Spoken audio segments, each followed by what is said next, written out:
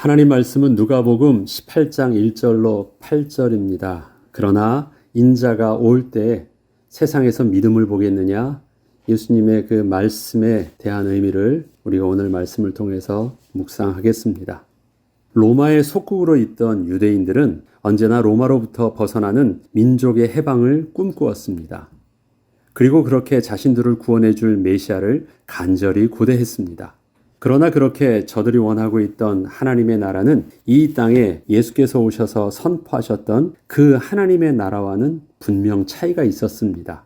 바리새인들이 예수님께 나와서 하나님의 나라가 어느 때에 임하니까 물었을 때 예수님께서는 하나님의 나라가 저들이 원하는 대로 그렇게 볼 수 있게 임하는 것이 아님을 말씀하시며 지금 저들이 원하고 있는 그 하나님 나라에 대한 인식이 잘못되어 있음을 분명히 알려주셨습니다. 하나님 나라의 임함은 다윗과 같은 위대한 왕이 나타나 정치적 해방을 하는 것이 아니라 인자가 먼저 많은 고난을 받으며 이 세대에게 버림바 되어야 할지니라 라고 말씀하시며 먼저 하나님이 보내신 그리스도의 십자가의 죽음이 있어야 함을 알려주셨습니다. 만약에 유대인들이 예수 그리스도의 십자가의 죽으심을 통한 그 대속의 죽음을 이해하지 못한다면 그 다음 이루어질 하나님 나라의 임함을 절대 이해할 수 없었던 것입니다. 유대인들은 당연히 예수님의 이러한 말씀의 의미를 제대로 알지 못했기에 예수님을 그저 배척할 수밖에 없었습니다. 이렇듯 유대인들은 자신들이 평생을 메시아를 고대하고 있었음에도 불구하고 자기들의 눈앞에까지 직접 찾아오신 예수 그리스도를 제대로 알아보지 못했던 이유는 자신들이 진짜 문제가 무엇인지 알지 못했기 때문이었습니다. 유대인들은 자신들의 불행의 문제가 오직 로마의 속국으로 있어서 고통을 받고 있는 문제로밖에 볼 수 없었기에 오직 그 문제를 해결할 정치적 메시아만 구하고 있었을 뿐 자신들이 지금 하나님을 떠나 얼마나 영적으로 부패했으며 얼마나 영적으로 무지한지를 잘 모르고 있던 것입니다. 저들은 지금 하나님을 만나야 했던 자신들의 영적 문제를 전혀 알지 못했습니다. 예수님께서는 이러한 저들의 영적 무지의 문제를 노아의 때 홍수의 경고를 제대로 들을 수 없어서 결국은 모두 홍수의 심판을 당했던 사람들의 멸망과 소돔과 고모라에서 하나님의 심판을 모르고 그저 즐기고 있다가 롯이 소돔성을 떠나자마자 갑작스럽게 맞이한 그 불의 심판을 예로 들면서 하나님 나라의 임함도 저들에게는 자신들이 고대하던 그 기쁨과 해방의 날이 아니라 언제 올지도 잘 모르고 그저 세상을 즐기고 있다가 갑작스럽게 맞이하게 될 하나님의 엄중한 심판의 날이 될 것을 제자들에게 말씀하여 주셨습니다.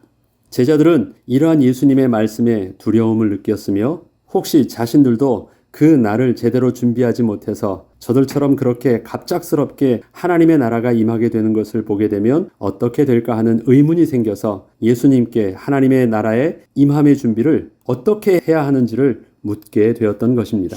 이때 제자들을 향하여 말씀하여 주신 것이 오늘의 본문입니다. 오늘 본문은 누가복음 18장인데 제가 지금 서론으로 말씀드렸던 것은 바로 누가복음 그 앞에 나와 있는 17장의 내용입니다. 그렇기 때문에 여러분들이 나중에 한번 그 17장부터 쭉 읽어보면 그 다음에 연결해서 오늘 본문이 진행되고 있음을 다시 한 번 더 확인할 수 있습니다. 항상 기도하고 낙심하지 말아야 할 것을 비유로 말씀하시는 것으로 오늘 본문이 시작되어집니다. 누가복음 18장 1절로 5절에 보면 예수께서 그들에게 항상 기도하고 낙심하지 말아야 할 것을 비유로 말씀하여 이르시되 어떤 도시에 하나님을 두려워하지 않고 사람을 무시하는 한 재판장이 있는데 그 도시에 한 과부가 있어 자주 그에게 가서 내 원수에 대한 나의 원한을 풀어주소서 하되 그가 얼마 동안 듣지 아니하다가 후에 속으로 생각하되 내가 하나님을 두려워하지 않고 사람을 무시하나 이 과부가 나를 번거롭게 하니 내가 그 원한을 풀어주리라. 그렇지 않으면 늘 와서 나를 괴롭게 하리라 하였느니라. 예수님의 비유를 이해하기에 앞서 먼저 알아야 할 것이 이 비유를 지금 노아의 때에 된 것과 같이 인자의 때에도 그러하리라고 그 앞에 누가복음 17장 26절에 말씀하셨던 그 말씀을 듣고 염려하고 있는 제자들에게 하신 말씀이라는 것을 염두에 두어야 하겠습니다. 그리고 예수님께서 지금 항상 기도하고 낙심하지 말아야 할 것을 말씀하시고 있는 이러한 비유에는 제자들에게 기도 응답 받는 방법을 가르쳐 주시려 하는 것이 분명 아니셨습니다. 그렇기 때문에 본문의 전체 맥락을 이해하지 못하면 이 내용들만 가지고 보면 기도 응답의 비밀을 가르쳐 주시는 것처럼 착각하게 되는데, 이 내용은 그 앞에 본문에 대해서 연결되고 있는 그 본문의 맥락 속에서 진행되고 있음을 이해하면 그 의미가 다른 데 있음을 분명히 알 수 있습니다. 그래서 예수님께서 시작할 때 예수께서 그들에게 항상 기도하고 낙심하지 말아야 될 것을 말했다고 합니다. 그들에게는 무엇입니까? 그 앞에 그렇게 두려워서 예수님께 질문하고 있는 제자들에게 그 정서와 그 질문에 맞는 대답을 해주셨다는 것입니다. 제자들은 지금 기도 응답의 비밀을 묻고 있지 않았습니다. 그러니까 오늘 비유의 내용들을 잘 이해하셔야 되는 것입니다. 예수님의 비유는 제자들이 기도 응답을 받기 위해서 열심히 기도하도록 하시는 것이 아니라 저들이 지금 두려워하고 있는 말세에 인자가 오실 때 하나님 나라의 임함을 온전히 맞이하기 위해서 지금 어떠한 자세와 믿음으로 살아야 하는지를 가르쳐 주려 하신 것이었습니다. 그렇기 때문에 예수님께서 모든 비유의 말씀을 마치셨을 때 그러나 인자가 올 때 세상에서 믿음을 보겠느냐 하시면서 예수님의 말씀을 제대로 깨닫고 준비하는 자가 그렇게 많지 않을 것을 말씀하신 것이었습니다. 만약에 기도응답의 비밀이라는 그 내용으로 이 쭉 말씀을 듣다 보면 예수님께서 말씀을 다 하신 후에 그러나 인자가 또 올 때 믿음을 보겠느냐 할 때 그 말씀이 갑자기 뜬구름 없는 이야기로 들려요. 그런데 그 앞에 문장과 연결해서 보면 예수님의 왜 마지막 말씀이 이렇게 됐는지를 이해할 수 있습니다. 예수님께서 비유를 시작하십니다. 하나님을 두려워하지 않고 사람을 무시하는 한 재판관에 대한, 불의한 재판장에 대한 비유를 시작하십니다. 비유에 등장하는 인물은 악한 재판장과 원통함을 가지고 있는 과부, 이 두 사람의 이야기입니다. 앞서 읽었지요. 재판장은 당시의 최고의 권위자였고 과부는 그와 정반대로 세상에서 아무것도 의지할 것 없어 보이는 사람이었습니다. 재판장에 대한 캐릭터는 사람들도 알고 있고 본인 스스로도 그렇게 생각하고 있듯 자타가 공인한 하나님을 두려워하지 않고 사람을 무시하는 재판관이었습니다. 한마디로 말해서 그 재판관은 세상에 두려울 것이 전혀 없던 자였습니다. 자신이 원하는 것은 아무 거리낌 없이 할 수 있었고 그 누구도 그 재판관에게 자신의 원하는 것을 강요할 수 있는 자가 없었습니다. 이것은 긍정적으로 보자면 자신의 판결에 주위의 어떠한 영향도 받지 않는다는 것이었지만 불행히도 이 재판관이 사람을 무시한다는 것을 보면 과부에게는 온전한 재판을 받기는 힘들었다는 것을 의미하기도 합니다. 그러나 본문에서 말하고 있는 불의한 재판관의 모습은 판정을 왜곡되게 편파적으로 판정을 하는 것이 아니었습니다. 그가 사람을 무시하는 모습은 사람들의 대상에 따라서 판정을 해주고 안 해주고 하는 모습으로 재판관으로서의 직분을 제대로 이행하지 않는 것이었습니다. 모든 사람들에게 공정하게 법적 보호를 받을 수 있는 기회를 주지 않은 것이었습니다. 수많은 사람들이 자신에게 찾아오고 있는데 천한 과부의 말까지 들어주기에는 너무도 귀찮았던 것입니다. 그리고 과부가 매일 찾아와 원통함을 호소하는 것은 재판의 판결이 억울하다고 하는 것이 아니었습니다. 과부는 자신의 원통한 문제를 재판장이 판결을 통하여 풀어달라는 문제였습니다. 이것은 과부가 자신에게도 재판장의 판결을 받을 수 있는 그 기회를 달라고 하는 것이었습니다. 이것은 마치 의사가 돈 있는 사람에게는 병을 고쳐주고 돈 없는 사람은 거들떠 보지 않는 것과 같은 것처럼 과부도 그렇게 무시를 당하고 있던 것입니다. 과부는 자기의 억울함이 분명한 것이었기에 재판관의 권위 있는 한마디 말이면 끝날 일이었으나 재판관은 그저 자신의 권위를 비천한 과부의 말을 들어주는 데까지 사용하기를 원치 않았을 뿐이었습니다. 그래서 불의하다고 할 때 그 불의하다는 개념을 우리가 생각하는 것처럼 가지고 있지 말고 지금 성경에서 말하고 있는 불의한 재판관이라는 그 모습에만 여러분들이 제한받아서 생각을 하셔야 됩니다. 그것은 뭐냐면 재판을 공정하게 사람들에게 기회를 주지 않았다. 그것입니다. 그리고 그는 재판을 하면 그 누구에도 영향을 받지 않는 사람이었다. 자, 그 사람이 그런데 결국은 과부의 그 호소를 들어주게 됩니다. 이유가 있습니다. 그렇지 않으면 늘 와서 나를 괴롭게 하리라. 전혀 뜬구름 없는 이유였습니다. 사람들은 상상할 수 없는 이유 때문이었습니다. 하도 어이가 없어서 재판관도 자기가 왜 다른 사람들이 나를 잘 알고 있는데 그것과 상관없이 왜 천한 저런 과부의 말을 들어주었는지 자기 스스로도 변명을 이렇게 합니다. 그 도시에 한 과부가 있어 자주 그에게 가서 내 원수에 대한 나의 원한을 풀어주소서 하되 그가 얼마 동안 듣지 아니하다가 후에 속으로 생각하되 내가 하나님을 두려워하지 않고 사람을 무시하나 이 과부가 나를 번거롭게 하니 내가 그 원한을 풀어주리라. 그렇지 않으면 늘 와서 나를 괴롭게 하리라. 귀찮게 하리라 하였느니라. 과부가 어떻게 재판관을 두렵게 할 수 있겠습니까? 그런 거 아니에요. 무섭게 하는 것이 아니라 이 과부는 귀찮게 한다는 것이에요. 하나도 안 무서운데 너무 귀찮게 한다는 것이에요. 그것 때문에 들어준대요. 이 의미가 무엇일까요? 불의한 재판관은 그 누구도 자신의 재판에 대하여 강요할 수 없음을 말하면서 그렇지만 과부의 경우에는 그 과부의 열심 때문에 자신이 어쩔 수 없이 판결해 줄 수밖에 없었음을 말하고 있는 것입니다. 그 이유는 매일 찾아와 억울함을 호소하고 있는 과부의 모습에는 재판관의 그 소문난 불의한 모습에는 전혀 개의치 않고 오직 재판관만이 사용할 수 있는 그 유일한 판결의 권위를 한 번만 자신의 억울한 문제에 사용해 달라고 요구하고 있었기 때문이었습니다. 이것은 재판관이 하나님을 두려워하지 않고 사람을 가려서 판결을 한다고 해서 과부가 다른 대안을 찾아 다른 사람을 찾아가서 해결할 수 있는 문제가 아니었던 것입니다. 재판관의 불의한 문제는 과부에게 있어서 그렇게 크게 문제가 될 수 없었던 이유가 있습니다. 과부는 두려움을 무릅쓰고 자신의 무시당함도 무릅쓰고 자신의 원통함을 풀어줄 수 있는 그 유일한 권위자를 찾아가 매일 그렇게 호소를 하고 있던 것입니다. 재판관이 아무리 불의했어도 답은 해결의 키는 오직 누구에게만 있어요? 재판관에게만 있어요. 그래서 간 거예요. 재판관이 만만한 것도 아니에요. 재판관이 두렵지 않은 것도 아닙니다. 재판관이 자기를 무시함으로 자기가 그렇게 괴로움을 당하고 있는 것을 모르는 것도 아니에요. 그래도 찾아갈 수밖에 없었어요. 그 답이 유일했으니까. 재판관에게만 있었으니까. 이것을 재판관이 본 것입니다.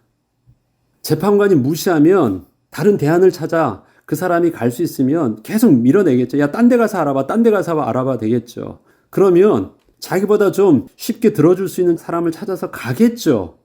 근데 가만히 그 과부가 오는 걸 보니까 딴 데 가서 알아볼 수 있지가 못해요. 그런데 다른 사람에게는 그렇게 무시하면 그냥 포기하고 따로 떨어져 나갔는데 과부는요, 절대 포기할 기세가 아닌 거예요. 언제까지? 자기 문제가 해결될 때까지. 근데 자기 문제를 해결할 수 있는 유일한 길을 누가 주고 있어요? 재판관만이 주고 있거든요. 자기가 해결해 주지 않으면 절대 해결되지 않고 계속해서 올 수 있는 것을 알고 있어요. 그럼 오고 안 오고의 키를 누가 가지고 있는 거예요? 재판관이 가지고 있는 거예요. 그래서 자기가 끝을 내야 됐대요. 그렇지 않으면 귀찮게 이것은 멈추지 않는데요. 그래서 도와준 것이래요. 과부는 재판관의 본질을 제대로 보고 있었기 때문에 재판관의 불의함에도 불구하고 재판관을 찾아간 것이었고 재판관은 차라리 빨리 들어주어 이 문제를 여기서 끝내야겠다고 생각을 했던 것입니다. 예수님께서는 이러한 비유를 말세에 대비하며 오늘을 살아야 하는 제자들에게 말씀을 하여 주셨습니다. 그리고 인자가 세상에 오실 때 이러한 과부와 같은 믿음을 가진 자를 찾지 못할 것임을 말씀하여 주셨습니다. 예수님께서는 과부의 모습을 설명하면서 하나님 나라를 맞이할 수 있는 구원 얻는 믿음을 설명하셨던 것입니다. 과부의 시선은 재판관의 불의에 대하여 영향을 받지 않았습니다. 아니, 영향을 받을 수 없었습니다. 비록 그가 불의한 자라고 해도 중요한 것은 그 불의한 자가 가지고 있는 판결에 대한 권위였습니다. 그 재판관의 권위만이 자신의 원통함을 풀어줄 수 있는 유일한 길이었기에 과부는 결코 포기할 수 없었던 것입니다. 만약에 다른 대안이나 사람이 있었다면 과부는 분명 그렇게 재판관을 찾아오지는 않았을 것입니다. 우리가 예수 그리스도를 믿는 것은 하나님을 떠나 허물과 죄로 죽어있는 우리의 실존이 유일하게 생명을 얻고 구원받을 수 있는 길이기 때문입니다. 그래서 예수 그리스도를 고백하고 그리스도로 영접하는 것입니다. 불의한 재판관이라도 들어줄 수밖에 없었는데 하물며 우리를 사랑하사 자신의 생명까지 내어주신 하나님은 우리의 믿음에 응답을 주지 않으시겠냐는 것이었습니다. 불의한 재판관이라도 응답을 주실 수 있습니다. 그러나 우리를 사랑하시는 선하신 하나님의 약속의 말씀을 내가 믿고 예수 그리스도를 온전히 구한다면 그 구원의 비밀들이 얼마나 더 확실하겠냐는 것이에요. 뭐만 알면 그 예수 그리스도가 우리의 구원의 유일한 길이라는 것, 제대로 알고 예수 그리스도를 붙잡기만 한다면이라는 것입니다. 이렇듯 항상 기도하고 낙심하지 않는다는 것은 유대인들이 항상 기도하고 붙잡고 있던 그 정치적 메시아와 대비해서 오직 예수 그리스도만을 온전히 붙들고 끝까지 기도해야 할 메시아로 알고 절대 낙심치 말라고 하신 말씀이셨습니다. 유대인들이 지금 그러고 있거든요. 항상 기도하고 낙심치 않게 고대하고 있어요. 누구를? 정치적 메시아를 그렇게 기다리고 있잖아요. 지금도 그 메시아를 지금 저 통곡의 벽에서는 저들이 그렇게 기도하고 있습니다. 아직도 유대인들은. 아직도 항상 기도하고 낙심치 않고 있어요. 아직도 메시아를 기다리고 있습니다. 지금 여기서 항상 기도하고 낙심치 말아야 된다라는 그 말씀은 바로 그 유대인들과 대비하는 말씀입니다. 이해되죠? 지금 유대인들이 그런 율법적 열심을 가지고 메시아를 기다리고 있으니까, 그리고 그 열심을 가지고 하나님 나라의 임함이 언제입니까? 라고 예수님께 묻고 있잖아요. 그래서 진짜 항상 기도하고 낙심치 말아야 될 그 믿음과 그 믿음의 대상이 누구냐? 그것을 제자들에게 말할 때 쓰셨던 말씀이 항상 기도하고 낙심치 말고라는 말입니다. 이해되셨죠? 그냥 단순히 신앙적인 열심으로 항상 기도하고 낙심치 말라는 표현이 아닙니다. 유대인들과 대비해서 하셨던 말씀임을 잘 알아야 되겠습니다. 이것은 또한 지금 제자들이 예수님과 함께 있을 때에는 기세가 등등했지만 예수님께서 말씀하셨던 대로 십자가에서 죽으시는 순간이 오면 저들이 과연 그렇게 믿고 따르던 예수님을 어떻게 믿고 있었는지 그 시험대에 오르게 되기 때문이기도 했습니다. 예수님이 툭 말씀하셨잖아요. 그러나 인자가 올 때 여기서 믿음을 보겠느냐라는 말들을 합니다. 이 말씀이 그때는 무슨 말씀인지 몰랐지만 예수님을 제자들 모두가 잡히시던 날에 다 도망갔고 부인했었거든요. 그때 딱 그 말씀을 들어보면 어떻겠습니까? 멀리 말세까지 갈 것도 없어요. 말세의 그 환란의 때까지 갈 것도 없어요. 당장에 그 예수님이 붙잡히시기만 했는데도, 아니 생각해보면 예수님이 붙잡히실 것까지도 미리 다 말씀하시고 해 받으신 후에 부활하실 것까지도 다 말씀하셨음에도 불구하고, 그래서 부활한 후에 약속된 장소에서 만나자고 하셨음에도 불구하고 제자들은 다 잊어버리고요. 막 그 믿음 없이 행동하는 것을 자기 스스로들이 보게 되었거든요. 말세까지 갈 것도 없어요. 그때 예수님께서 하셨던 그 말씀의 의미지들을 그들은 처절히 깨달을 수밖에 없었던 것입니다.